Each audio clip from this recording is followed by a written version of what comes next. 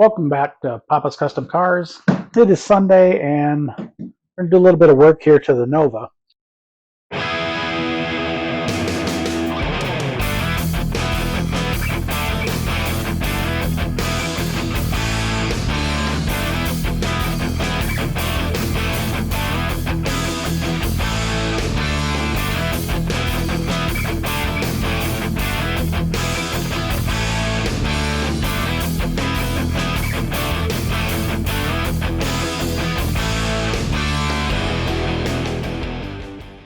One of the things I've got to do is I've got to get this firewall ready to be cleaned up.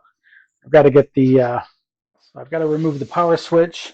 This wiring I had to completely redo because mice got into the little tube in the back of the engine, and so they chewed up a bunch of the wiring, which is all through here, so I had to replace most of it.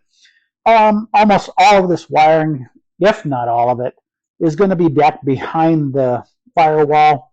I got my fan for my heater and all that stuff. All this is going to be removed. There's a block plate that I've got that I ordered that will cover this, but I'm going to go ahead and nip off everything, flatten this all out, pull the heater core out of there, and remove all of that because we're going to go with a vintage AC unit. I've got the bulkhead fitting coming for it. I've got to remove this wire and run it through the body on the inside of the car.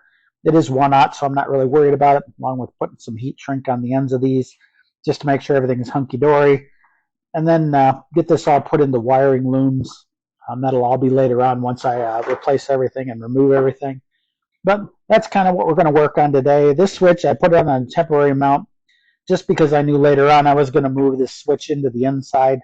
I'm probably going to go with a solenoid instead of this switch. And then, of course, on the other side of the car, I've got to remove the power steering booster I've got everything is undone on it. I've just got to remove the pin from the brake pedal, and that'll let that loose and then start attacking the wiring on the other side. It is a rat's nest.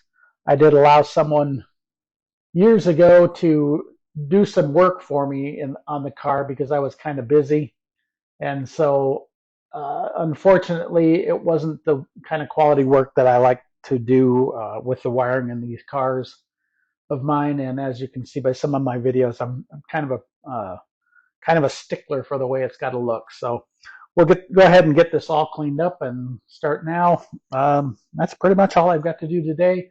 Pretty quick video, just showing you little bits here and there. Probably not going to drag you through the whole thing. It's just removing wiring and such, but let's get going on it because it needs to be done.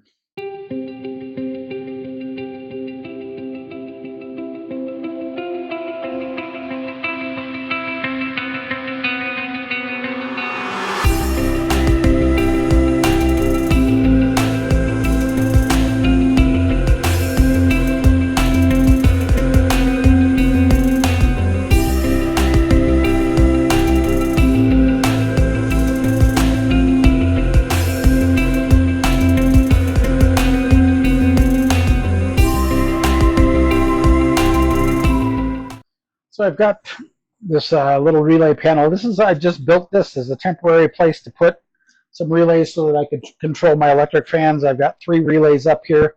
One that runs the secondary lighting, and the other 2 run the 2 fans. The reason I put 2 of them in was because I knew later on I'd be adding another fan. So this is being temporary. I'm going to go ahead and remove it. It also has its own little breaker and everything. So it was definitely meant to be not a permanent hookup. So I'm going to go ahead and remove it. Everything's going to be running from the back.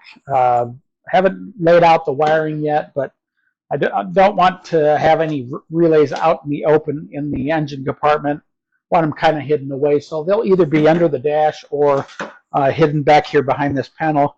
The fender offers a lot of room in here in the back underneath that I can hide a lot of stuff. So we'll kind of play it by ear when it comes to that and see how it all comes out. But we'll go ahead and get this thing unhooked. That way we can get this wiring harness.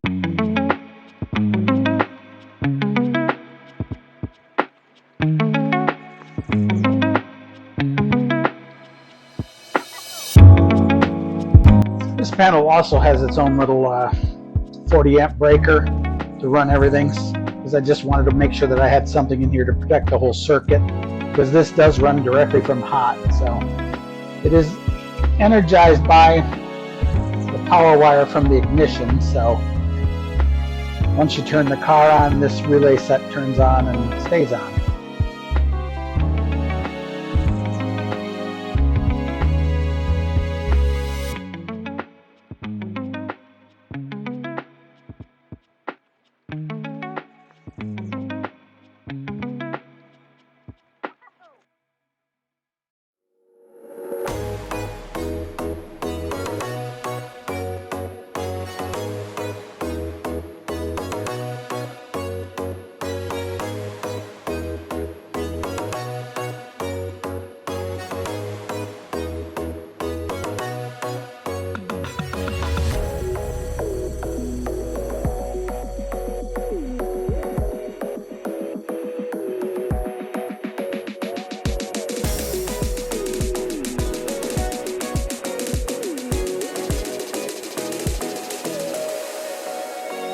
Okay, I've got all the wiring removed now. I do have to pull this out now because I've got to get to the fuse block for the engine compartment.